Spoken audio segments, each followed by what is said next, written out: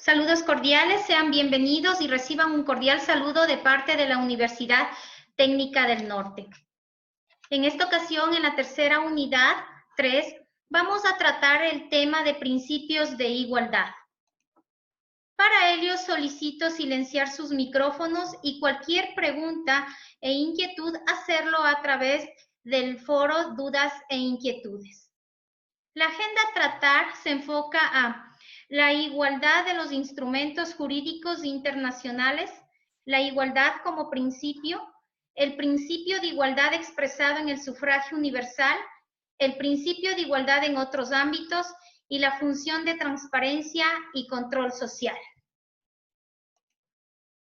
Objetivos: analizar el origen y establecimiento del ámbito del término de igualdad, caracterizar al principio de igualdad como el derecho fundamental que garantiza un trato igual y no discriminatorio de las personas, reconocer el principio de igualdad expresado en el sufragio universal como un derecho constitucional, identificar los principios de igualdad en todos los ámbitos, identificar sistema de control, función de transparencia y control social.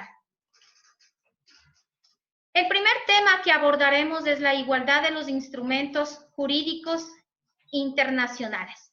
Me permito explicar el término de igualdad. Igualdad viene del vocablo latín aequalitas, que significa equilibrar. En este sentido viene a ser, pongámosle como la proporción, la equidad entre los diferentes elementos que forman un todo. Y desde la Real Academia Española, igualdad hace referencia a los principios que reconoce la equiparación de todos los ciudadanos en derechos y obligaciones. Es decir, pueden ser derechos civiles, derechos económicos, culturales, que están enfocados a llevar a una justicia social. Este término, derechos y obligaciones, vamos a analizar. Los derechos viene a ser todos los beneficios que un Estado, un país nos brinda. Y las obligaciones son todas las responsabilidades que nosotros tenemos al cabo de un derecho. Un derecho y una obligación no puede ir sola, ni viceversa. Sin embargo, la Declaración de los Derechos de Virginia en 1776 ya promueva unos artículos enfocados a la igualdad. Y este es: todos los hombres son por naturaleza igualmente libres e independientes y tienen ciertos derechos inherentes que no pueden ser privados o postergados en relación al gozo de la vida, la libertad, adquirir y poseer propiedades, felicidad y seguridad. Es importante aclarar que esta Declaración de Derechos de Virginia es una norma constitucionalizada. Esto quiere decir que no es dado por unos parlamentarios que lo hicieron y pueden reformularle. Al contrario, esto tiene un carácter donde se reunieron personas del notable pueblo de Virginia y lo establecieron como sus principales derechos. Y los derechos humanos del hombre y del ciudadano. Inspirados en la anterior Declaración de los Derechos de Virginia en 1789, se declara: el artículo 1, los hombres han nacido y continúan siendo libres e iguales. Por tanto, las distinciones civiles solo podrán fundarse en la utilidad pública. Viene como consecuencia este documento ya de la Revolución Francesa. Las dos guerras mundiales ocasionadas por los años 1914 y 1935, es verdad, dejaron un holocausto negativo, muchas muertes, muchas cosas negativas, pero también propusieron un nuevo documento, la Declaración Universal de los Derechos Humanos. Y si lo relacionamos con el principio de igualdad, vamos a considerar el artículo 10 y el artículo 21. El artículo 10. Toda persona tiene derecho en condiciones de plena igualdad a ser oída públicamente y con justicia por un tribunal independiente e imparcial para la determinación de sus derechos y obligaciones. El artículo 21. Toda persona tiene el derecho de acceso en condiciones de igualdad a las funciones públicas del país. Al ser una declaratoria, viene a ser un documento que no quiere decir que los países están en la obligación del cumplimiento. Más bien, esta declaración impulsó a hacer nuevos pactos y uno de ellos fue el Pacto Internacional de los Derechos Civiles y Políticos en el año 1966, que establece el artículo 3. Los estados se comprometen a garantizar a hombres y mujeres la igualdad en el goce de todos los derechos civiles y políticos enunciados. Si observamos un mapa, este pacto incluye a todos los países, donde de los de color verde oscuro son parte de este pacto. Los de color gris son los países que no ratificaron este pacto. Los países que de color verde claro han firmado este pacto, pero no han ratificado. Y el país de color naranja es el que ratificó el pacto, pero están en deseos de salirse de este pacto, ¿no? El Pacto Internacional en su artículo 16, numeral 3, manifiesta: toda persona acusada de un delito tendrá derecho en plena igualdad a garantías mínimas en relación a ser informado sin demora de la acusación, tiempo y medios para la defensa, ser juzgado sin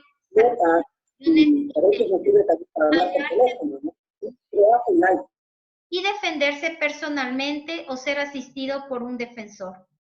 Interrogar o hacer interrogar a los testigos de cargo y descargo. Asistencia gratuita de un intérprete, no ser obligado a declararse contra el mismo.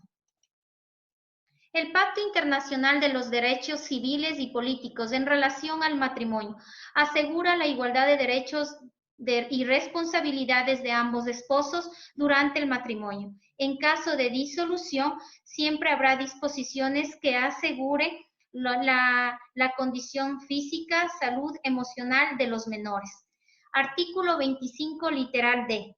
Los ciudadanos gozarán del derecho y la oportunidad a tener acceso en condiciones de igualdad a las funciones públicas de un país. Esto va a permitir, como les he dicho, a tener una justicia, una sociedad más justa y más solidaria. El Pacto Internacional de los Derechos Económicos, Sociales y Culturales es el número 2 y nuevamente hace referencia a los países. Repito, el color verde son los estados parte de este pacto. El color verde claro son los que han firmado y no han ratificado. Y el color gris, los países que no firman este pacto. En este caso no hay el color naranja. El Pacto Internacional de los Derechos Económicos, Sociales y Culturales, en su artículo 7 manifiesta condiciones equitativas y satisfactorias en relación a salario equitativo, es decir, igual trabajo para hombres y mujeres, igual salario. Ser promovidos considerando el tiempo de servicio y capacidad, haciendo referencia a las diferentes categorías impuestas dependiendo de cada institución. Por ejemplo, en el ámbito educativo, de acuerdo a los años de experiencia y cumpliendo una serie de requisitos, en educación básica y bachillerato se va adquiriendo categorías, empiezan desde la G hasta llegar a la máxima, que es la A. El artículo 13, enseñanza superior, debe ser igualmente accesible a todos sobre la base de la capacidad de cada uno, por cuantos medios sean apropiados y en particular por la implantación progresiva de la enseñanza gratuita. Y ustedes son uno de los testigos, son estudiantes universitarios que no tienen la facilidad de tener una educación presencial, pero lo están haciendo profesionalizándose a través de un autoaprendizaje que requiere bastante compromiso y a través de la educación en línea. El segundo tema, la igualdad como principio. La Constitución lo establece en el artículo 11, numeral 2. Todas las personas son iguales y gozarán de los mismos derechos, deberes y oportunidades. Cero discriminación en el Ecuador, en nuestro país, en relación a edad, sexo, idioma, lugar de nacimiento, pasado judicial, identidad cultural, condición socioeconómica, estado de salud, diferencia física, religión. Siempre que hay discriminación será juzgado con bajo los estatutos y los artículos de la ley. El principio de igualdad y no de discriminación nos impulsa a ser mejores seres humanos. Cuando hay igualdad, hay justicia. Sin embargo, en el aspecto, desde la perspectiva jurídica, la igualdad viene a ser un aspecto que es planteado en sentido negativo. Este no exige que se otorgue un tratamiento idéntico en cualquier circunstancia, más bien, sino que las diferencias particulares de un caso las que hacen necesaria la aplicación de un trato diferenciado. El tercer tema, el principio de igualdad expresado en el sufragio universal. En nuestro país se convirtió en ser el primer país de América Latina en otorgar el derecho al sufragio a la mujer y lo establece a través de la Constitución, artículo 13, artículo 18. Es ciudadano ecuatoriano, hombre o mujer de mayor de 21 años que sepa leer y escribir. Artículo 18. Para ser elector se requiere ser ciudadano en ejercicio y no estar comprendido en las incapacidades establecidas por la ley. Esta Constitución es en base a la Constitución que se hizo en 1929. La ley orgánica, la ley electoral de organizaciones políticas y la República del Ecuador establece en su artículo 11 la obligatoriedad del voto y consagra este derecho a las personas privadas de libertad, siempre que no tengan sentencia condenatoria ejecutoriada. Sin embargo, exime de obligatoriedad del mismo a las personas entre los 16 y 18 años y a quienes tengan más de 65 años, a los integrantes en servicio activo de las Fuerzas Armadas y la policía, las personas que tengan discapacidad, a los extranjeros habiendo residido luego de al menos 5 años y los que tengan 16 años y más, a pesar que se encuentran en el registro electoral. Siempre en nuestro país busca esa igualdad y en esta vez son diferentes ámbitos, puede ser el económico, en el ámbito educativo, en el ámbito social y también a través del sufragio universal. Ha incluido el voto femenino, las personas privadas de la libertad, el voto de los migrantes, el voto asistido, la fuerza pública, adolescentes, extranjeros. El principio de igualdad en otros ámbitos. La Constitución de la República del Ecuador 2008 en el artículo 26 dice que la educación es un derecho a lo largo de la vida, un deber inexcusable e ineludible del Estado, garantizando así que la educación sea una garantía de la igualdad e inclusión social y condición indispensable para el buen vivir. Se han promulgado varias leyes y varias normativas para garantizar que como ciudadanos ecuatorianos tengamos la mejor educación. En el artículo 4, el de la Ley Orgánica de Educación, el derecho a la educación superior consiste en el ejercicio efectivo de la igualdad de oportunidades. En el artículo 5 de la Ley Orgánica de Educación 2010, a una educación superior de calidad y pertinente que permite iniciar una carrera académica y o profesional en igualdad de oportunidades. Esta educación debe de ser congruente a las necesidades actuales y futuras del Estado. Tomarán medidas para que puedan participar en los concursos de merecimiento y oposición tanto las mujeres como otros sectores que han sido históricamente excluidos. Esto se encuentra en el artículo 91 de la selección del docente. El rol de la mujer cada día viene dejando una huella. Si hacemos un poquito de historia, ha sido considerado a la mujer como parte del hombre, como bajo la propiedad de él. Pero a pesar de transcurrir los años, ha permitido que el rol de la mujer se mire, se viva en diferentes estatutos públicos en diferentes instituciones privadas, siempre no solo ejerciendo un rol menor, sino un rol como directivos y directoras.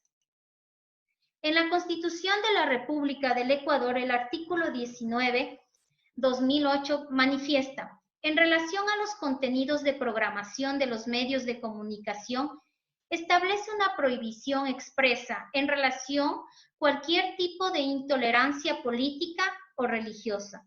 Y en el artículo 48, numeral 1, dice: el Estado se compromete a adoptar medidas para asegurar la inclusión social que fomenten su participación política, social